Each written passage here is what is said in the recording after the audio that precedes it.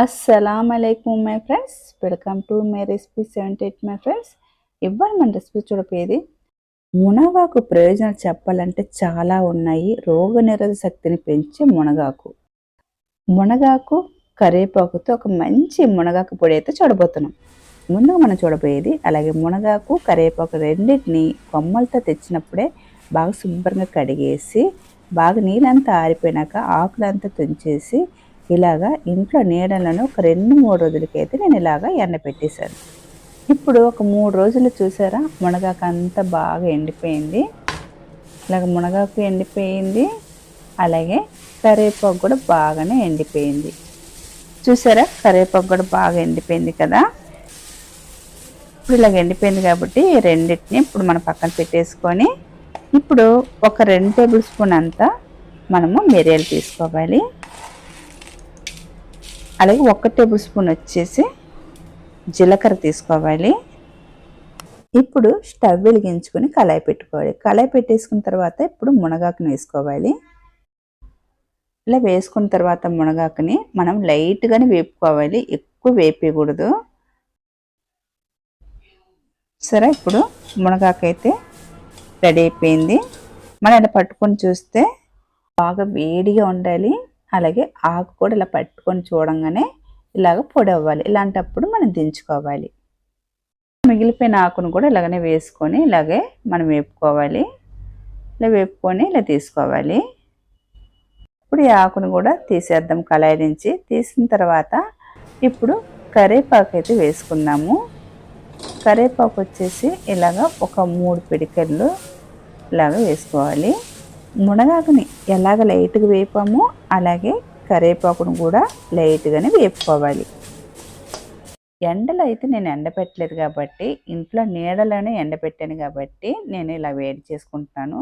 మీరు కనుక ఎండలో బాగా ఎండపెట్టి తీసుకున్నారనుకోండి, మీరు ఏం చేస్తారంటే అలాగనే గ్రైండ్ చేసుకొని తీసుకోండి. చూసారా, ఇప్పుడు ఈ ఆకు కూడా బాగా వేడెక్కిపోయి బాగా ఆకు అయితే ఇలా పట్టంగానే పొడి పొడి అయిపోతుంది. ఇప్పుడైతే మనము ఇలాగ దించేద్దాము కళాయి కిందికి. మనం ఇప్పుడు మిక్సీ జార్ తీసుకోవాలి. మిక్సీ జార్ లోపల తడి లేకుండా చూసుకోవాలి. ఇప్పుడు మనం మునగాకును వేసుకొని బాగా మెత్తగా గ్రైండర్ ఆడించుకొని ఇలాగ తీసుకోవాలి. ఇప్పుడు ప్లేట్ తీసుకొని ఇలా జల్లెడ పెట్టేసి మునగాకు పౌడర్ వేసుకొని ఒకసారి జల్లించుకోవాలి. ఇంకా ఉన్న మునగాకుని ఇలాగా మిక్సీ జార్లో వేసుకోవాలి. ఇలా వేసుకున్న తర్వాత ఈ మునగాకుతో పాటు ఇప్పుడు కరివేపాకును కూడా వేసుకున్నాము. ఇలా కరివేపాకు అంతా పెట్టేసిన తర్వాత బాగా మెత్తగా గ్రైండ్ చేసుకొని తీసుకోవాలి. ఇది ఎందుకంటే తొందరగా చేస్తున్నాను, మా చెల్లి దగ్గరికి ఇంకొక చెల్లి వెళ్తుంది. ఆ చెల్లికి ఒంట్లో బాగోదు. ఆ చెల్లికి కీళ్ళవాత ఉంది, కొద్ది నొప్పులతో బాధపడుతూ ఉంటుంది. ఆ చెల్లికి పౌడర్ ఇచ్చి పంపుదామనేసి తయారు చేస్తున్నాను. ఇప్పుడు ఈ పౌడర్ని కూడా మనం జల్లించుకోవాలి.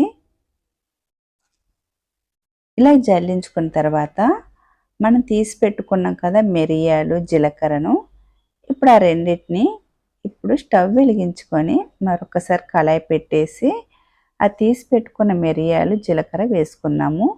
వేసుకొని లైట్గా వేపుకోవాలి. ఆ మిరియాల జీలకర్ర మంచి సువాసన రావాలన్నమాట. అంత సువాసన వచ్చి చిటపటలాడాలి. చిటపటలాడిన తర్వాత మనం స్టవ్ ఆఫ్ చేసుకోవాలి. స్టవ్ ఆఫ్ చేసుకొని చిన్న మిక్సీ జార్లు వేసుకొని మెత్తగా గ్రైండర్ ఆడించుకొని తీసుకొని ఈ మునగాకు పొడితో పాటు ఈ పొడిని కూడా ఇలా జల్లించి వేసేయాలి. ఇప్పుడు మనము అదే కళాయిలో సొంటి ఉంటే సొంటిని దంచి వేసుకోండి, లేకుంటే సొంటి పొడి ఉంటే ఇలాగ 1 టేబుల్ స్పూన్ వేసుకొని లైట్గా వేపుకొని స్టవ్ ఆఫ్ చేసుకొని ఈ పొడిని కూడా ఆ మునగాకు పొడితోటే వేసుకోవాలి. ఇలా బాగా కలిసిపోయినట్టు బాగా కలుపుకున్న తర్వాత ఒక సీసాలో మనం స్టోరేజ్ చేసి పెట్టుకొని మన రోజు ఉదయాన్నే కొద్దిగా వేడి నీళ్ళు తీసుకొని వేడి నీటిలో ఒక 1/2 టేబుల్ స్పూన్ మునగాకు పౌడర్ వేసుకొని కలుపుకొని తాగడం వల్ల మన ఒంట్లో ఉన్న ప్రాబ్లాలు అయితే తగ్గుతుంది.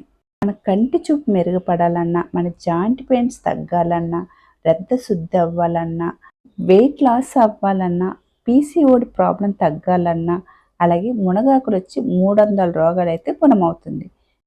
వారంలో ఒక 2-3 సార్లైనా సరే మునగాకు తీసుకోండి. అలాగే నా రెసిపీ కనుక నచ్చితే కనుక మీ ఫ్రెండ్స్ అండ్ ఫ్యామిలీకి షేర్ చేయండి. కొత్తగా చూసేవాళ్ళు కనుక అయితే సబ్స్క్రైబ్ చేసుకోండి. చూసేవాళ్ళు ప్రతి ఒక్కరైతే ఒక లైక్ అయితే కొట్టేయండి. బాయ్ ఫ్రెండ్స్, మరొక వీడియోలో మళ్ళీ కలుద్దాం. బాయ్.